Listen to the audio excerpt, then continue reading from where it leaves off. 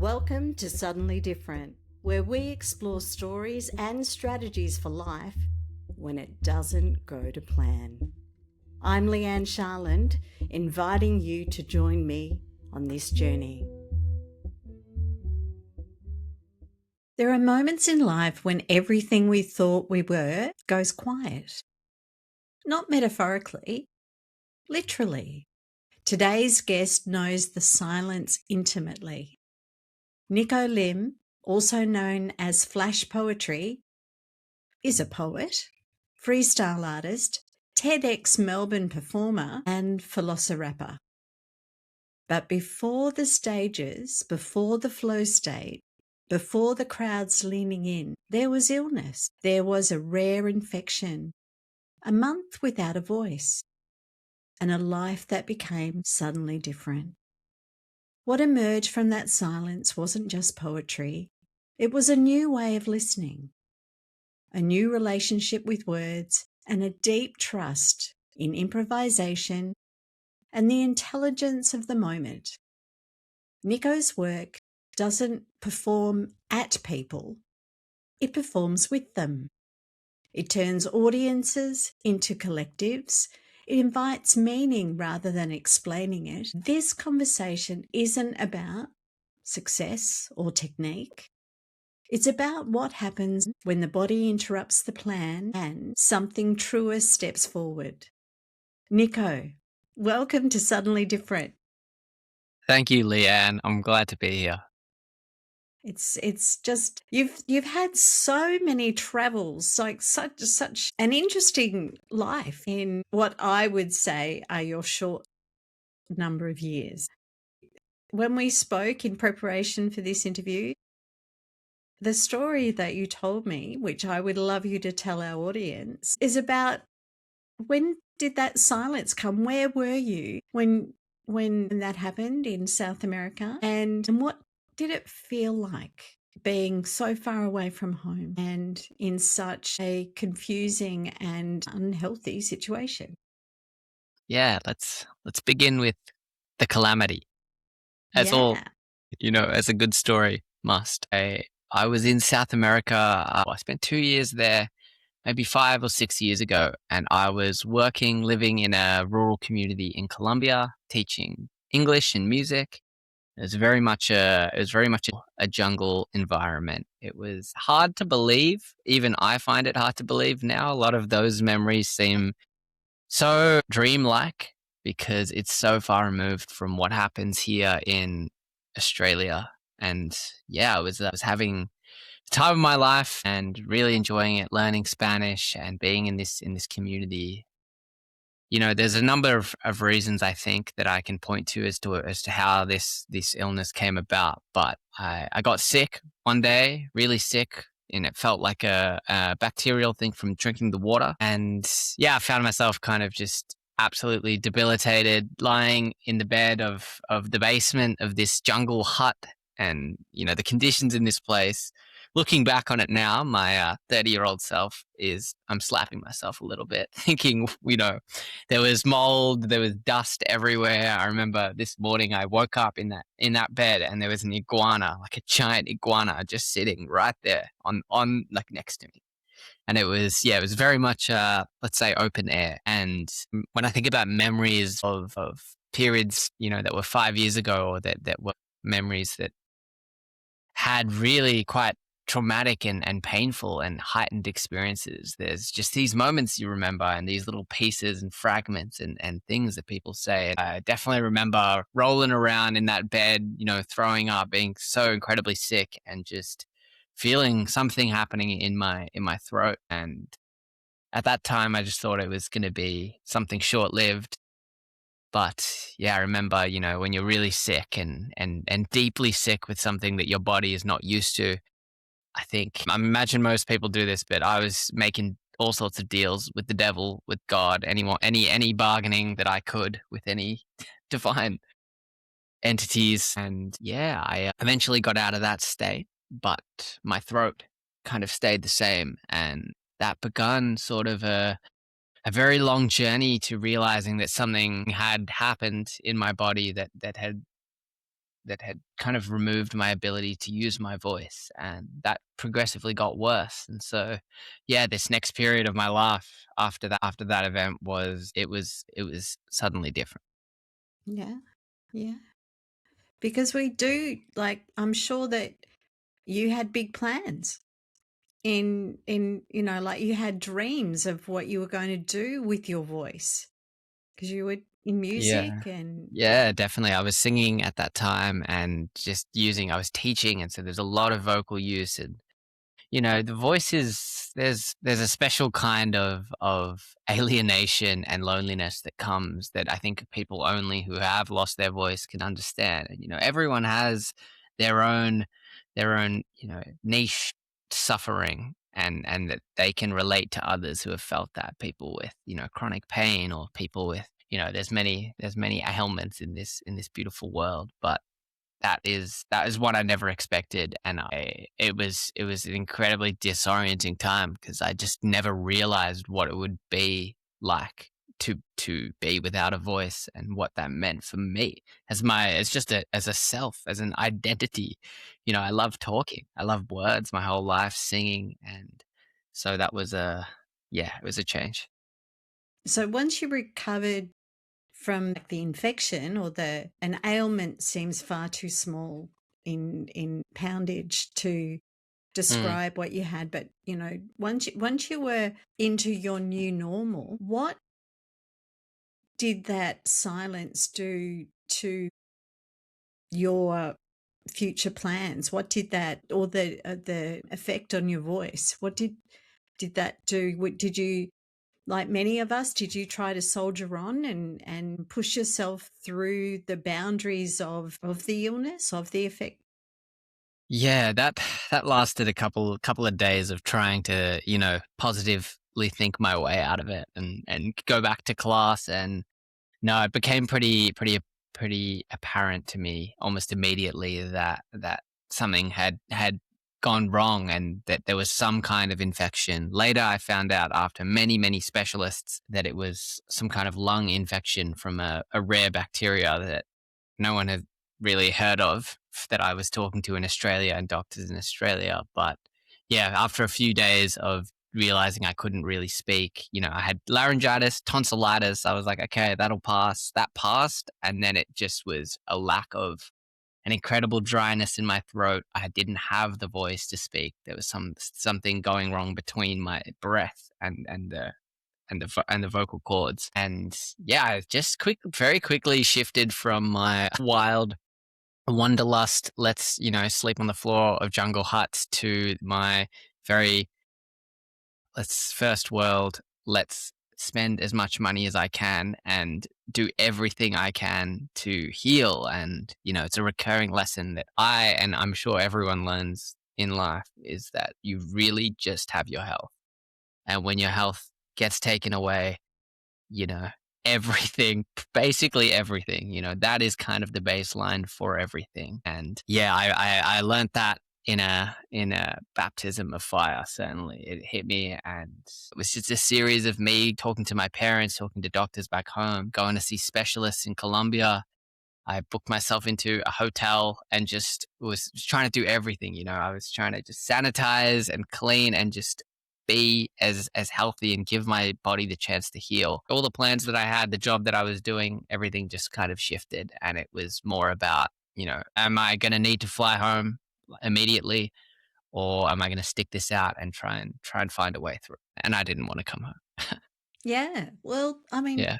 when you've got a big trip planned and you've got objectives and yeah, you don't want to give up. And so when looking at that, like I know with my condition, like Yeah. this week has been a really bad week for me, and I probably have almost 36 hours straight this week because I've overdone it and the heat knocks me around. But I went through a grieving stage in the first 12 months of my illness. And I wonder whether you were in that grieving stage at that point of what was not getting better straight away, because we do expect instant fixes to our Yeah. illness. Yeah. Did you go into any grief while you were in South America, or is that more a later thing? Yeah, thanks. I feel like I didn't grieve because I wasn't ready to. I was so I the idea of not being able to use my voice again would was just yeah, it was definitely one of the scariest things I've ever felt.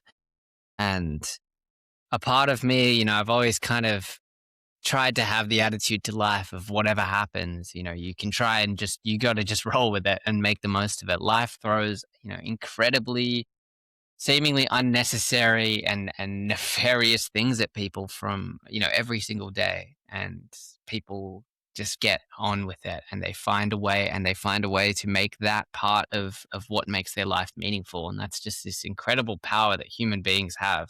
We can really, yeah, there's almost nothing that we can't overcome. And I kind of said to myself, well, I was putting so much thought into healing, and I know one of my friends said to me, who's suffered from chronic pain. He said, if you're obsessed with healing, it's not the best time. It's not the best time for your body to actually heal. Like, one thing you might have to do is come to terms with the fact that if you don't heal, you'll be okay, and life will go on, and you can still have a happy life even if this never gets better.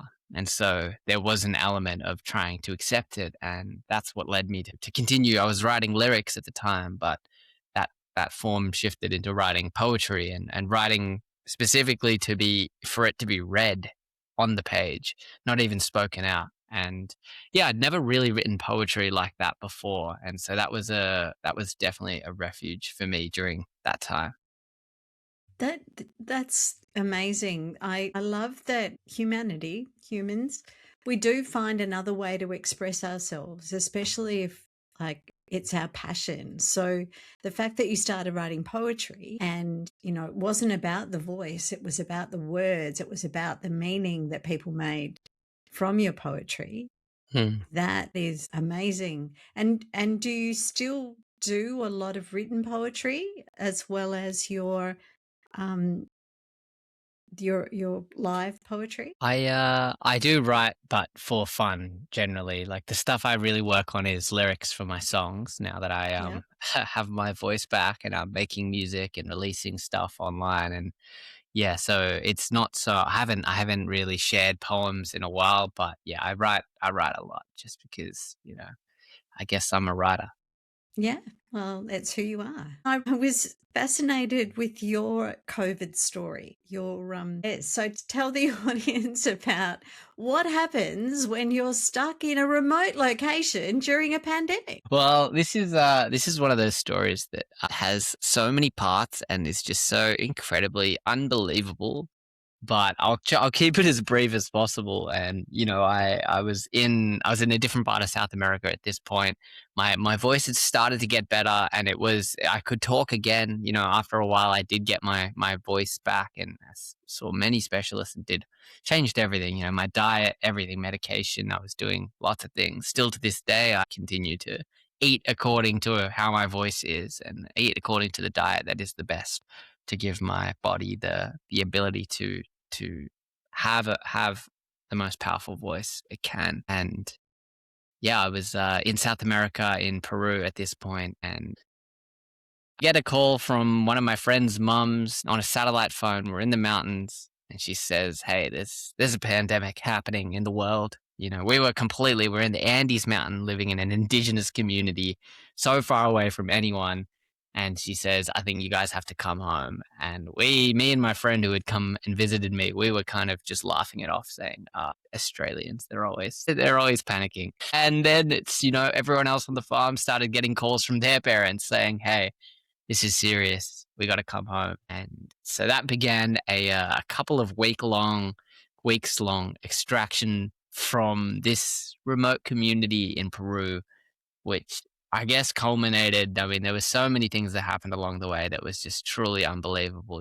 We were in an indigenous community where they were very, very concerned about the presence of foreigners, because at that point they thought that the virus was coming from travelers, and there was definitely that was the story that was being perpetuated in the community. And I was there with a bunch of foreigners and we were trying to figure out our way out. And it was seriously difficult to get out of there. We had to pull an incredible amount of strings and it took probably about 3 weeks to get us back to Lima. And when I got there, I remember we were escorted by military the whole time. The whole thing was just an incredibly surreal and apocalyptic scene. And when we got to Peru and we got to Lima finally, this guy came up to me and my friend Kyle, and he said, "Are you Nico and Kyle?" And we are like, "Yeah." And he's like, "You two were the hardest Australians to get out of Peru. Like, you guys were a nightmare to get out." And we were just like, well, thanks for getting us. And, I remember this moment just before I left the farm where we were on. My Peruvian friend who owned the farm, he arrived. Well, he was there, and the embassy's car came, and it was actually the Canadian embassy that picked us up. The Australian embassy got blocked on the road by the Indigenous police multiple times, and the Canadian car finally came, and we said, "Hey, like, we're Australian. Like, can we come?" And they said, "This is the Canadian car," and we said, like, "Please, we're Australian." And they said, "All right, get it." And so as we're leaving, I turned to my friend Bill Seth, and I remember, it all happened so quickly. And suddenly I thought I was going to be there for the next year with him. And he thought he was going to be with me through the pandemic. And we were good friends. And now everyone was leaving him. And I was the last one to go. And he said to me, and this was it's an incredibly emotional moment. And he just said, "You can go, but just remember, if this was me stuck in your country, nobody would come and get me." And that's so true. And so, yeah, I have a lot of gratitude, and it definitely changed my perspective on, what we have here in Australia, and even how much our government actually does care about us compared to places where they don't have the resources to even begin to care and begin to evacuate people. And so, yeah, it was a wild story of misadventure and privilege. Yeah. Yeah. Have you been able to return to South America since that time, or is that a part of your life that chapter is closed? A part of my heart is still there, definitely, because I had a great life there. I was there for 2 years, and I actually had no plans to come home. But no, I got back to Australia, and this whole music thing just slowly showed itself, and now I've got this new thing going here. I've got a partner, and yeah, I think that's my Jungle Boy days behind me. Isn't it interesting how our lives, they're like a book, right? The chapters, Hmm. they're so different. Like it's not, there can be life-changing events like your illness, which you fought through to stay there, then the pandemic, which forced you to come back home, and you've got parts of the illness that are still affecting you. And as you said, you had to become, I can't remember the word, not comfortable, accepting Right. of the illness, so that you weren't fighting against it. You Yeah. were in union together, working through it. Hmm. Definitely, yeah. It's an illness, I'm sure, as you know, it's more of a companion than anything. It's something that eventually you have to kind of come to terms with and make peace with. And I think people with mental health conditions experience this.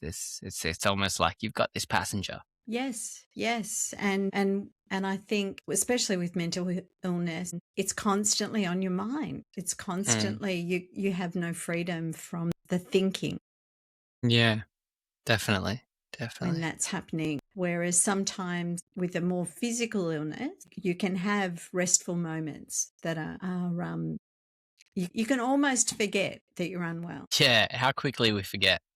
Yes, yes. So it is about, as you said before, about paying attention to what your body needs for you to be able to have your voice, to be able to live the life that you've created for yourself back here. Yeah, and I'm so blessed to have found myself where I am now.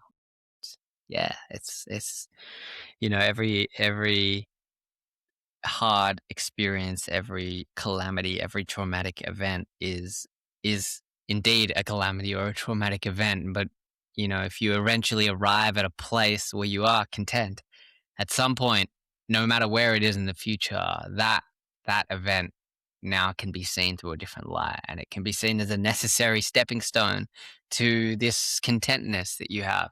Yeah, that's a beautiful thing for me to keep in mind as I go on this path, which is, a bit of a roller coaster, doing the art thing full time and just kind of, dispensing with all adult concerns and throwing myself into the world of creativity and passion and spirit. And it's very much a trusting that, you know, everything happens for a reason, even if it doesn't, and just going along with it.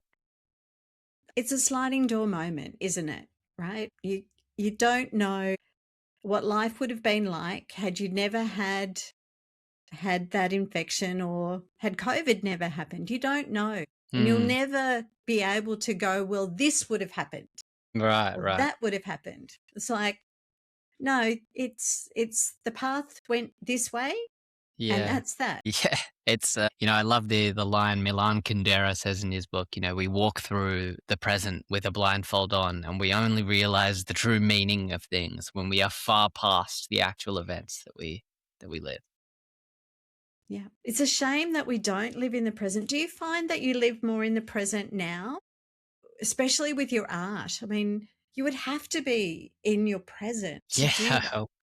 The present, the biggest scam of the 21st century. I think everyone is thinking that they're not present as much as they should be. I think we've all got like that specter of guilt of, oh, I'm not as there as I should be, or this is not, there's something slightly, I'm somewhere else just a little bit. And yeah, I find, I think I experience that as much as anyone in life. I go about my daily life, and sometimes things just blur together, and I find myself lost in unconscious thoughts that I didn't intend to have, and all the little trivialities that life so loves to fill our heads with. But yeah, definitely I think I'm getting better as I get older.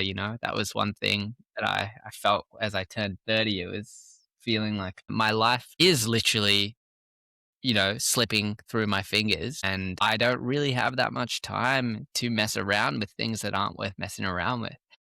And yeah, that's been really liberating because, in your 20s, you got all the freedom in the world, but you don't have the presence of mind to enjoy it.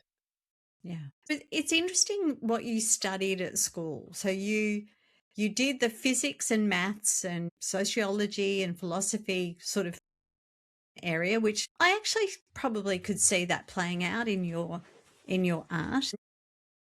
But what pulled you away from that more certainty science based towards the more ambiguous philosophy based presence Mm, based? yeah. Well, my dad's an engineer, and I come from a family where people were pretty good at maths. I'm half Chinese, half Indian, and so, it's very much it's a beaten path for a lot of my family. And I think, there are two different ways of seeing the world. And I think I realized at some point, in my first year of university, after doing physics for a little while, I realized that, and this maybe has something to do with the stage of life you're in when you're in university, which is, you want to go and meet people and have adventures and go to bars and talk to people. And yeah, I think I had this realization that, I could learn as much as I wanted about math, but no one would really understand what I was learning. And I couldn't really communicate what I was learning to anyone other than a mathematician. But to study the humanities and to study poetry and writing and sociology, philosophy, anthropology, this is the kind of knowledge that you can bring home to the dinner table, and you can meet someone on the street, and you can muse about the world. There's a certain kind of imagination that comes with those. And life for me is experienced, well, it's an emotional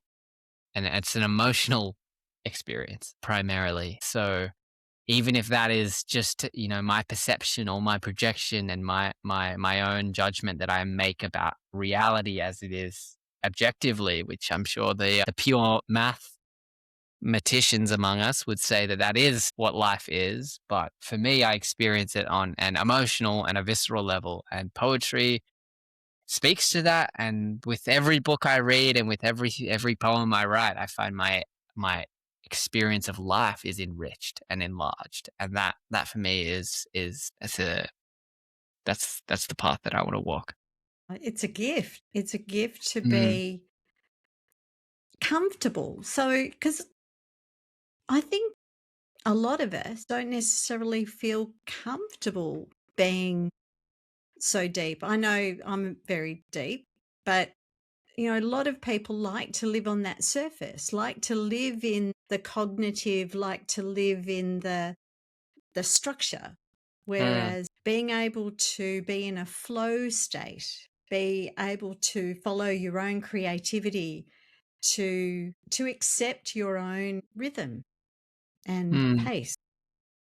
Yeah, yeah, and I think I count myself and yourself as well incredibly lucky to be able to be in a vocation where we get to do that and we get to have an impact on the world by, being in our feelings and being deep and being emotionally attuned. Because yeah, the world needs all different kinds of people, and it's amazing that there are people out there, doing these jobs that are so much more structured and in many ways based in a world of arithmetic and based in a world of fact. And for me, that is not what lights me up. And so yeah, it's a beautiful thing, especially for me getting to do this poetry path. And I've got 3 gigs on this weekend, and at each of them the degree to which I succeed at the gigs depends on how much I can connect with the audience in front of me, which depends on how much I can really be attuned to myself and feel connected to myself and feel comfortable and feel aligned. And so yeah, it's a beautiful vocation. Yeah, I take it very seriously because I know it's an incredible privilege. And it has a great impact. I saw you at TEDx Melbourne, and I was transfixed. I'd never seen somebody do a performance like yours.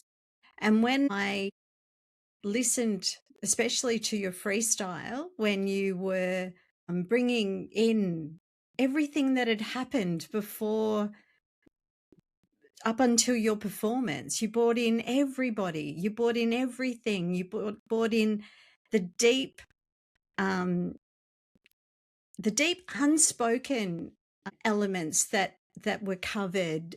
It was so enormously. It was the gift. Like, everybody's performance was wonderful, but yours was so new for me and such a gift. And I wonder whether you have that experience when you go into, like, one of your gigs where you've had to align yourself and center yourself and be ready to be connected with everybody in the room and let go. Yeah, letting go is definitely it's a fine line between it's a balancing act between letting go and holding on real tight because you don't want to, there's it's yeah, it's a incredibly cathartic but at the same time stressful thing to do. There's these two things that are fighting each other and that are weaving together. And yeah, I know definitely it's like it's for me there is a surrender that has to happen, but it's not so much a complete surrender because I've still got to make 1,000 decisions a minute on Yeah. what I'm saying and what does it mean to me and the story I'm telling and how it all weaves into the event and what I've said before. And so, yeah, it's just it's a beautiful thing that the audience in the room really helps me with because I can feel the attention of people and I can feel this special transmission occurring when it's good, definitely. And I that just puts me in a state of presence. It's hard to think about your laundry and your shopping list when you've got even two people, if they're watching you, like I've done when I go busking and stuff, I play farmers markets and things. Even if it's just one kid just standing there watching, if I can just zone in on that one person, I will rap to no one. And one is that's a bonus. And so just having that connection with someone, obviously when there's like 500 people there, like TEDx, it's even better. It's a whole lot of presence. And yeah, it's an amazing thing because I kind of don't even have to worry so much about surrendering or holding on or what am I going to say. It's just it comes in the moment, and yeah, I just have to trust and also be okay with making mistakes and just keep stumbling and continuing. Yeah. Well, I mean, it's the human experience, isn't it, to make Yeah. mistakes? And yeah, I wonder what happens internally before you begin. So do do you do you have a preparation process that you? Yeah, I think it's different with every gig. Recently, ever since I've been doing a lot of gigs last year, and I've just been calming down a lot. I just feel a little more and more relaxed every time, which is just I'm so thankful for that because yeah, for a while there was just so much nerves, sweating, all the fluids in my body suddenly evacuating, in a disorderly fashion. And now I just feel so much excitement, and I feel just this potential of never know what it's going to be, and I never know what's going to come out. But the more I do this, the more connected I feel with the language and with my craft and with my beliefs and my philosophies. And yeah, it's pure play, really. Like it really is a lot of fun. And so, yeah, I'm super lucky, which is probably a good time for me. I don't know if you want to throw in a freestyle, but I would be happy to demonstrate something. That would be absolutely fantastic if you could do that.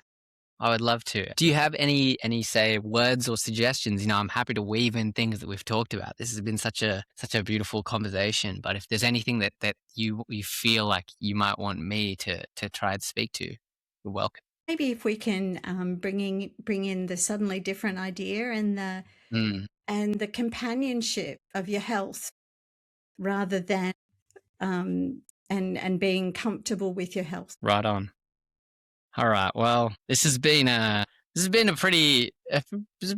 amazing conversation. I kind of feel like I've died and gone to heaven, and now God is replaying my life right here in the present. And honestly, while I am talking, I am dreaming. I'm standing right here, just a couple of human beings. I'm feeling that I'm here, and I've got no plan. Standing on this land, suddenly different with Leigh-Anne, and we're thinking, well, we could look to the past, and we could say to ourselves, well, will any of it last? And I'm feeling like every day I am just rambling. My health and this condition, it is like a companion. You carry it, a dark passenger, and I feel like sometimes, well, I'm just a child. I'm an amateur. I wield these words and I'm wielding this language. I feel like I am here. I've got this concrete bandage wrapped around me, and it's wrapped around you too. And everybody is just talking, but who knew that the modern age would cast this spell on us like it's voodoo? But we just keep on going. We just keep on trying.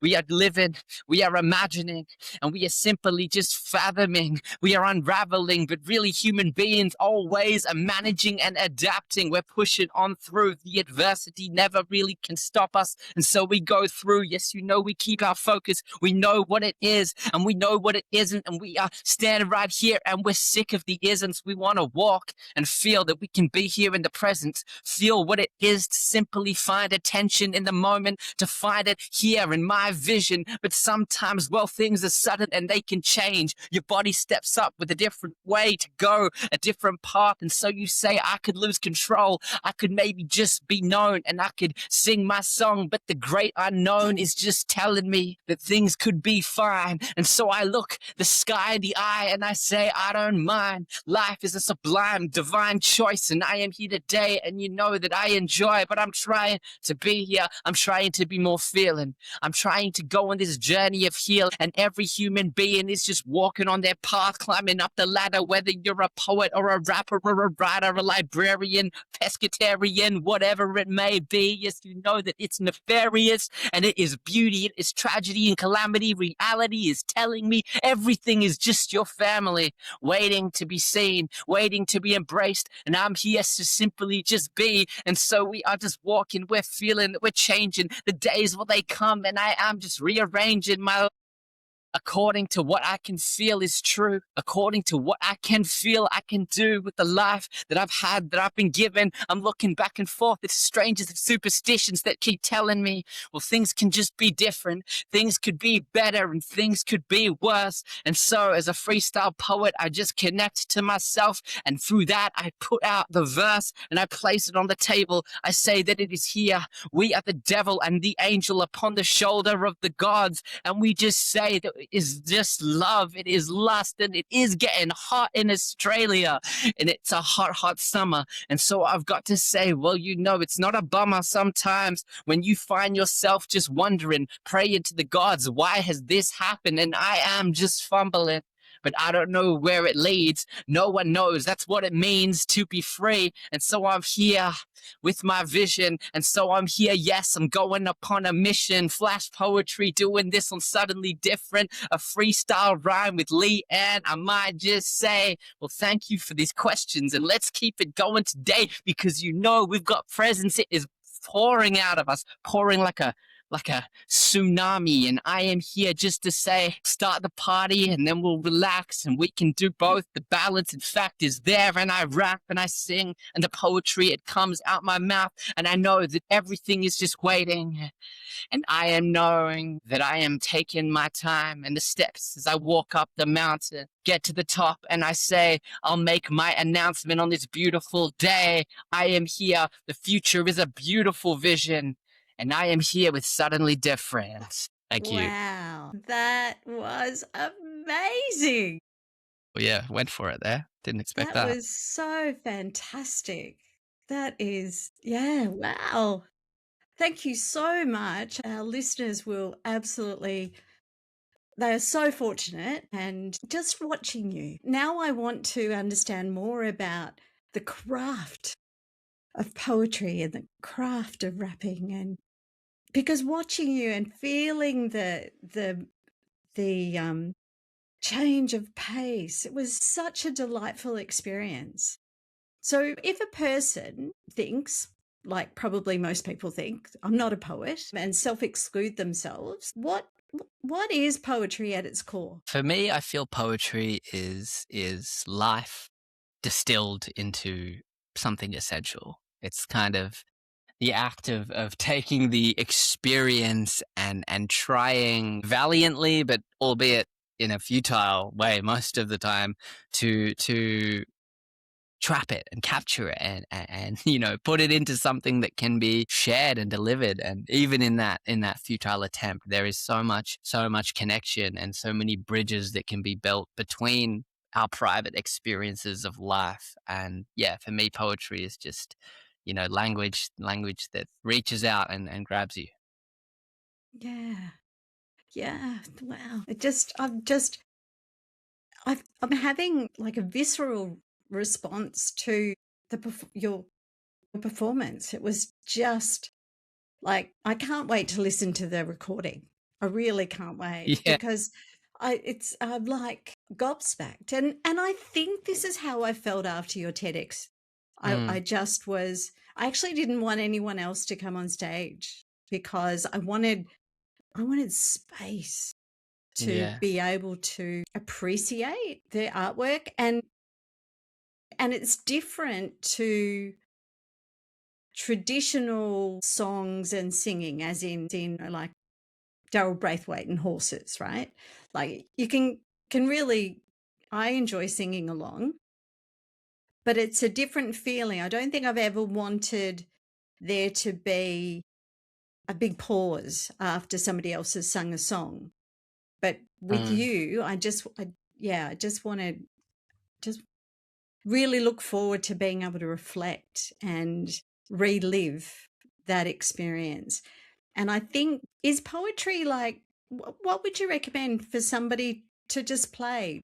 Is it just do some writing, just reflect on their day? What would you, if somebody wanted to have a go? Yeah. At poetry or freestyling? Which one do you? So the different, so it's not poetry expressed in a certain way. Freestyling, they're both different. I would say they're very different experiences in the sense that poetry is such an insular and inward journey. It's very much when I was writing poetry, well, I didn't have my voice and I was alone just with my journal and just writing and writing. And there's something, it's somewhat antisocial about it. And that's where the depth comes from. And I think for me, poetry represents the depth and the real kind of fervent dedication to truth and to beauty. And freestyling, is poetry in the sense of what is alive, channeling. It's a cathartic experience that can sometimes, sometimes it's not so poetic. Sometimes it's whatever it needs to be in the moment. And so I think both are incredibly cathartic and healing and just beautiful practices to have. I teach freestyle rap workshops, and yeah, time and time again, the experiences people have in those workshops are astounding. It's pretty incredible. And so, well, I'll say as for poetry, it's just writing whatever it is that you're feeling and taking your time, going one by one, word by word, because that's what poetry is for me. Is it's language that is pregnant with so much meaning. And you can read a poem too quickly, but you can't read one too slowly.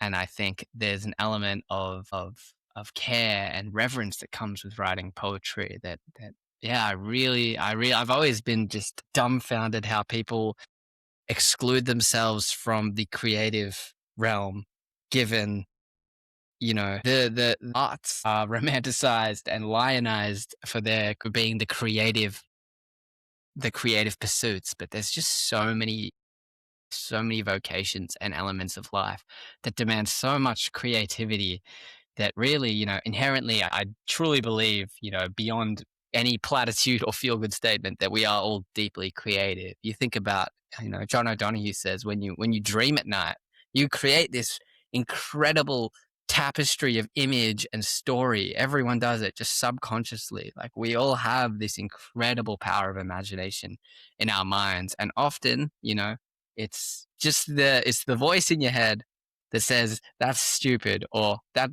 doesn't sound good, or you're not this person. And for me, that's where freestyle rap comes in, because freestyle rap is the practice in the way I teach it and the way I practice it. It's the practice of perpetual radical non-self judgment. Perpetual radical non-self judgment. That, I reckon, the quotes that, people are known for? Perpetual radical non-self judgment. I think you should patent that. But it is, look, I can see, I bet I've worked in corporate for over 40 years, and I could imagine corporates using it for leadership workshops in trying to break through that imposter syndrome and break through the inhibitions and it could definitely be a lot of fun Mm. finding that freedom, because we are so tight. Yeah, we are. It's true. I mean, that's what growing up is all about, in our Yeah. society is Yeah, getting. somebody Yeah, somebody said we had to tighten up or yeah, toughen up or something. And it's like, well, we do that. Well, actually, what we need to do is go with the flow. And yeah. when we're with that flow, we can really be, right? We started our conversation today about happiness and contentment. And I think that, being able to express the way that I feel like you've given me permission, Mm. right? And I hope our audience feels that way, that, go and be creative. do something that's on the don't do list. Definitely. And I love this, and I feel like I'm so happy to be part of the freestyle revolution in particular, because it's so incredibly accessible. Like, after my workshops, I send people, and your listeners are more than welcome if they want to message me on Instagram, or they can get it from my website. I can share like a playlist of instrumentals that are not so, it's not so hip hop. It's just like really nice music that you can use. And the next time you're in your car, or you're at home with a friend, or just alone, just give it a go, put on some music and just talk, but talk with a little bit of a rhythm. Make sure you're feeling the music. Don't worry about rhyming. You can rhyme if you want, but just get used to, letting it come out as a flow. It's just like conversation. I don't know what I'm going to say in this sentence. The end point of the sentence is completely unknown to me, and yet I'm trusting that I'm going to be able to get there. And then yet, when you ask people to freestyle, or to do something poetic, they freeze up. And so it is really bridging those two and realizing that we're improvising all the time, and that music, rhythm, is just deeply a part of humans, and putting those two things together. I've learned, to my pleasant surprise, that it's not as hard as it looks. Well, you are an absolute, you're a genius. You are an absolute genius. And I am so blessed to have been sitting at TEDx and seeing you live. And I'm so grateful for you being on our podcast today. So, listeners, what I love about this conversation, is that it reminds us of something essential, that when life removes a voice, it doesn't remove meaning. Sometimes it deepens it.